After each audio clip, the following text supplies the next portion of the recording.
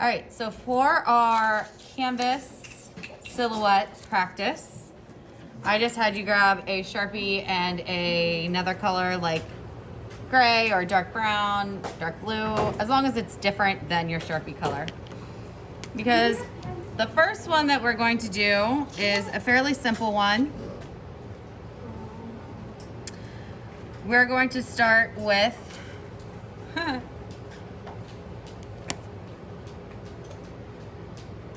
we go. We're gonna start with the like pond or water's edge here.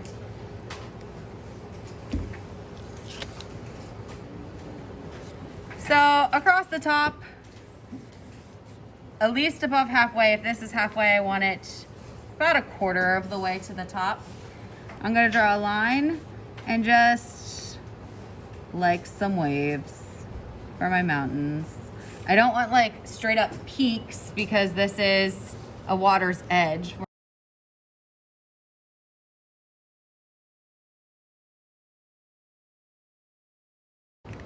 Okay. Then with my Sharpie, I'm gonna go slightly below it. You're gonna do the same process with paint, making sure to at least cover the brown. And this could go up above if you wanted, like if you wanted this hill to be higher than the one behind it, that's fine. And then in our foreground, I'm just going to go ahead and kind of vignette the corners. A vignette is when you look at pictures, it's like a filter on your camera basically that like darkens the corners, but we're just gonna do it at the very bottom edges. This is going to be our foreground. And watch before you draw, but it's very easy. We're gonna put like, not quite cattails, but like almost like those tassels that grow up around watery, swampy, marshy areas. You could probably put cattails in here if you wanted, but to make it look natural, eyes up guys, so you know what you're doing. You're gonna start at the bottom and you're gonna flick up in different directions. So do you see how it's like thicker here and tapering off at the top? Some tall, some short, some little guys coming up here to make it look more natural. Maybe you have some that have fallen over.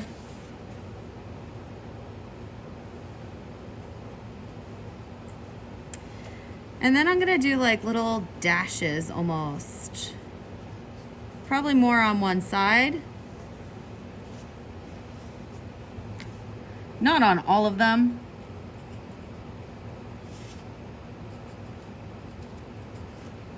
But leaving some light come through.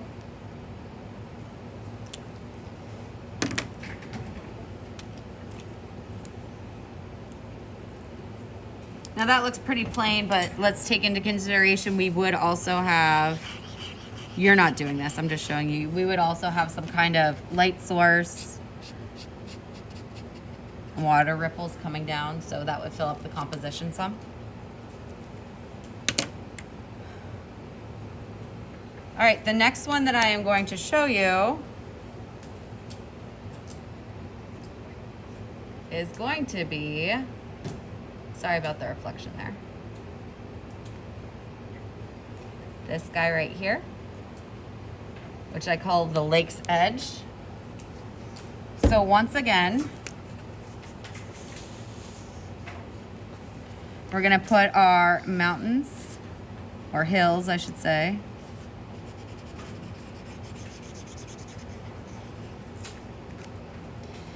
And this time, let's try not going below so much as right, like not leaving space below, but maybe right at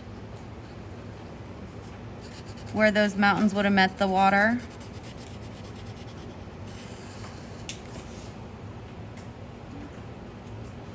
And then we're gonna do a backward C. I'm gonna do it on the right side. I suppose you could do it on either side. I'm gonna do a backward C all the way to the edge and in. And this is actually all gonna get colored in. Doesn't have to be colored in well, just color it in.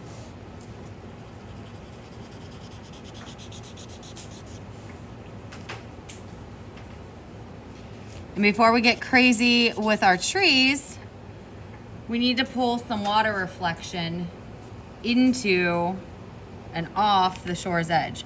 So this is very important that your lines are completely horizontal. They need to be parallel to the top and bottom of your paper. So I'm going to flick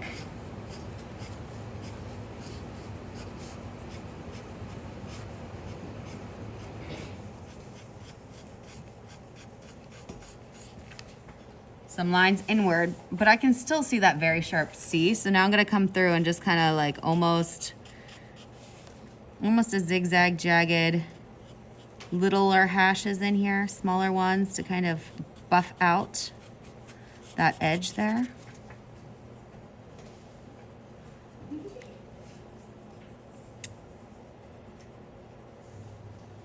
And now I'm gonna put in our trees, but the trick to making this look realistic is to not draw a completely solid filled in tree. You wanna have it look natural. You want to have some clumsy looking branches. You want to be able to see through it some. So I'm gonna go ahead and take my tree almost all the way up and flick outward and then just kind of fill it in a little bit, like almost a little sloppy, like.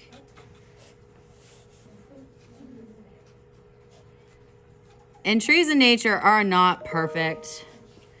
So I'm gonna do another one over here. Maybe this one's got more on one side. They're gonna get a little smaller as I go. This is very Bob Ross, this one. Happy little tree here. Okay.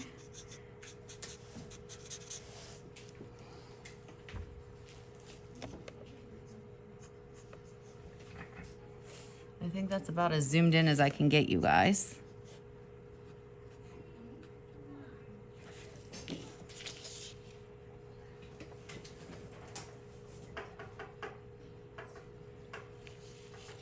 All right, and you would just imagine these trees coming down along the edge of the water. I've had people put like a little boat in here before, like not a sailboat, as much as like a canoe or something like that.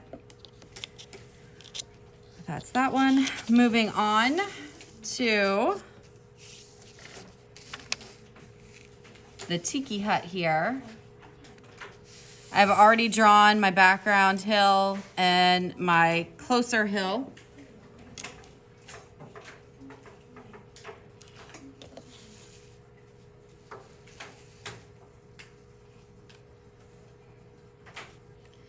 I'm gonna go ahead and put my foreground in and color that in.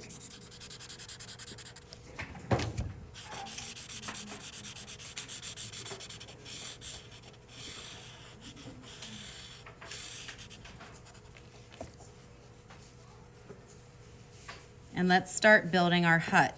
The important thing about the hut is that it can't extend past the mountains or else it's gonna get lost. And it can't be too short or else your scale is gonna be completely off. So I'm going to draw 2 lines that are parallel to the sides of what would be your canvas, but in this case, our rectangle. Okay, straight up and down.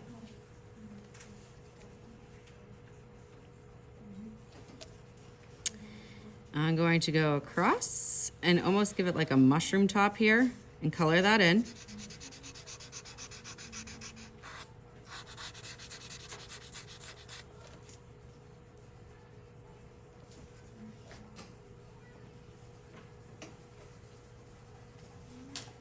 And now I'm going to use the very tip of my Sharpie marker. And if you have ever been to the islands or been in a Tiki Hut, even, around here at a resort or something, they always have that grass roof. So I'm gonna just hatch that in there, pulling straight down,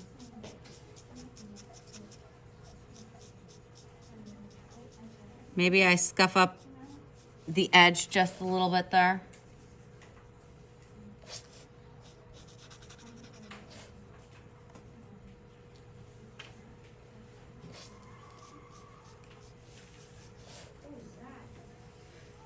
Right around the post, I'm gonna do just small, like blades of grass poking up. Like it's not perfect there. Thank you. Little bit of vegetation popping up. And then in the distance, we would probably have one or two, not mountains per se, but like maybe some rocks coming out. Like you would want to be careful if you were paddle boarding in there, because you wouldn't want to run into this. Maybe it's a reef, I don't know, popping up out of the water.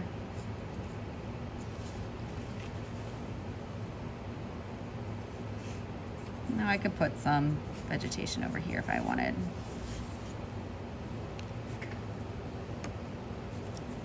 All right. So we have our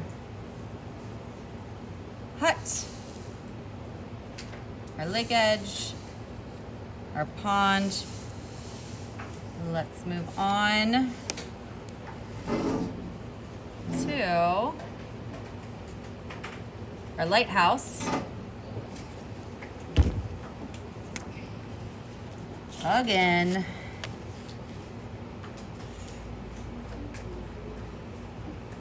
My hills, and I probably went a little low on this. I should have moved it up some.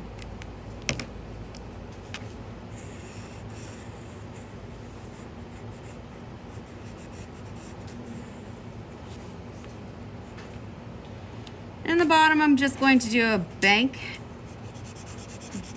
like a bank's edge here.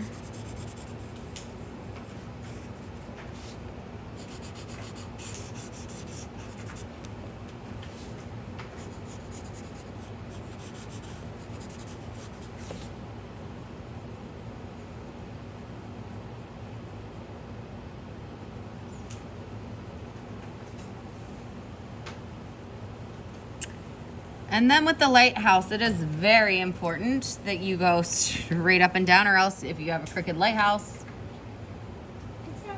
it's gonna, yeah, look odd and fall over. So straight up and down.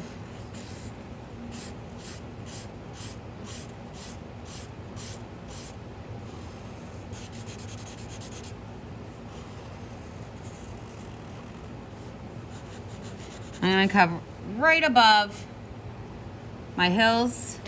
I'm going to put a wider piece in here. Now there are all kinds of different lighthouses imagery out there that you could find. This is just a really simplified version. I'm going to take the columns and extend that up some. Put on a roof. Color that in. Maybe like a little post at the top. Boom. I could also put in like little bits of grass if I wanted to. Really fine though. Small. Small, small, small.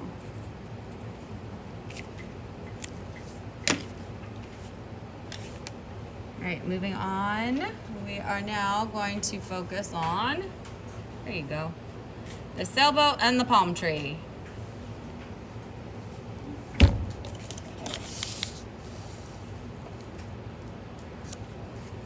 While we're at it, let's just do both of these mountains background color right now.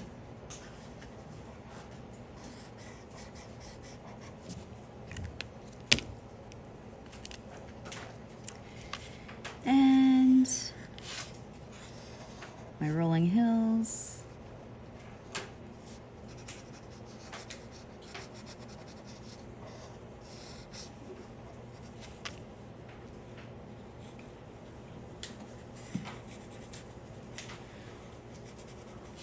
Now notice how thin I'm making them. Like I want there to be plenty of room for the elements of my composition. I'm not so worried about the hills. It's just there for effect.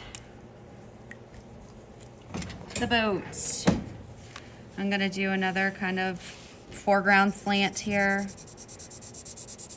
Roughly color that in.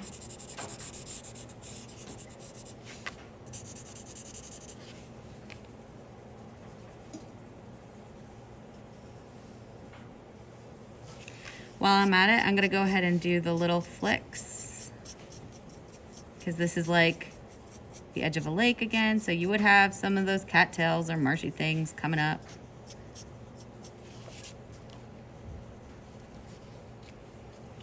Now your boat placement is super important.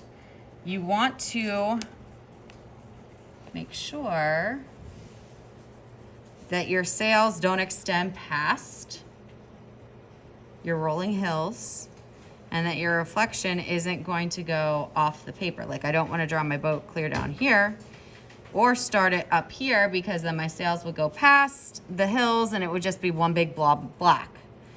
So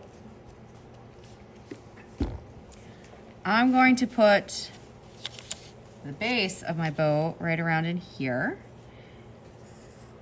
And I'm going to kind of make it almost like a canoe shape.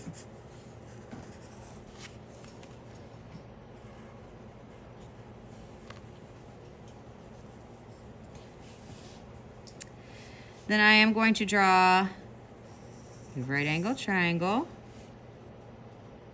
fairly tall and slender.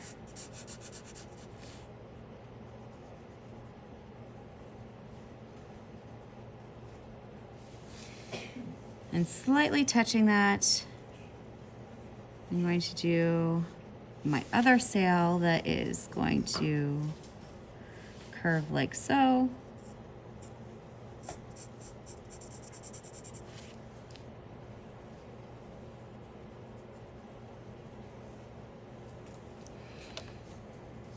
And I'm just gonna put a few strings attaching things.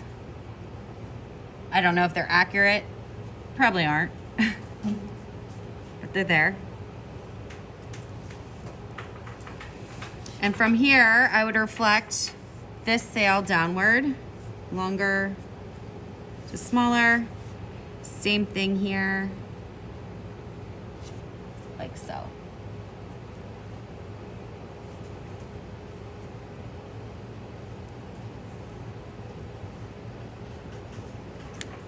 And again, you would probably have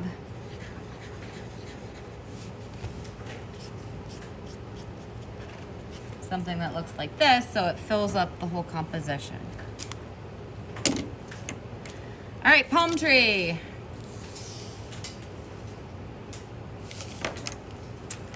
We already have our hills in, great. Let's do just one palm tree. Right now, I'm gonna do it from the side here.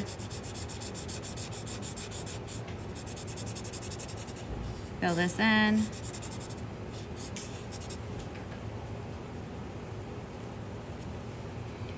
Palm trees, if you've ever looked at a palm tree, they're not straight up and down. They have a little curve to them.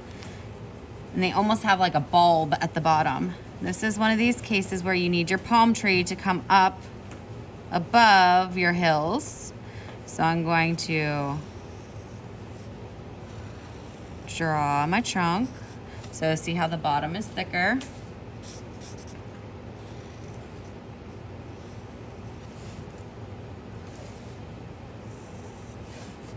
And then let's just imagine there's a dot right there. Let's just say a coconut.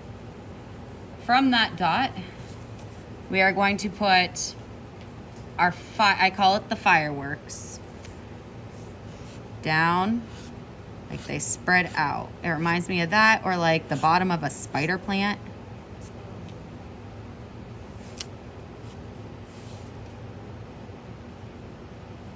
So you have your trunk, your fireworks. Now, the trick with palm trees is to make sure that every palm is being pulled down, because gravity would be pulling it down. So I'm going to start with an easy one, this guy right here. Short palms getting pulled straight down. When in doubt, go down. This one to the side would be pulled down, and they're almost like little short curves like this, but they flick off at the end, so more like that. Now this one swoops in, so what am I gonna do? I'm still gonna pull down, even though you're not gonna see much. If it goes slightly inward, that's fine, but we don't want our palm tree to look like it's in the middle of a hurricane. So down. On the opposite side now, down.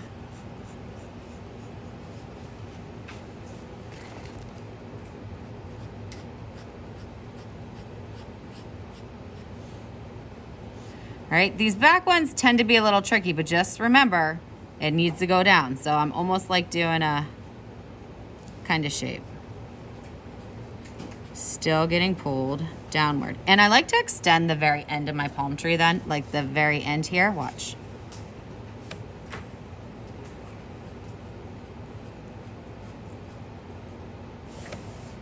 All right, just to finish it up. Maybe you have a few little, I don't know, tropical flowers coming up. You could even have maybe some rocks coming out. Like you're at a reef area.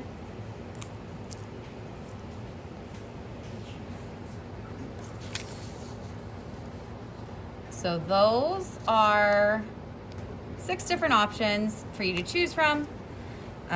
Practice on your own if you like. I hope that this gave you a little insight to what we will be doing when you start your canvas paintings on day 2. All right.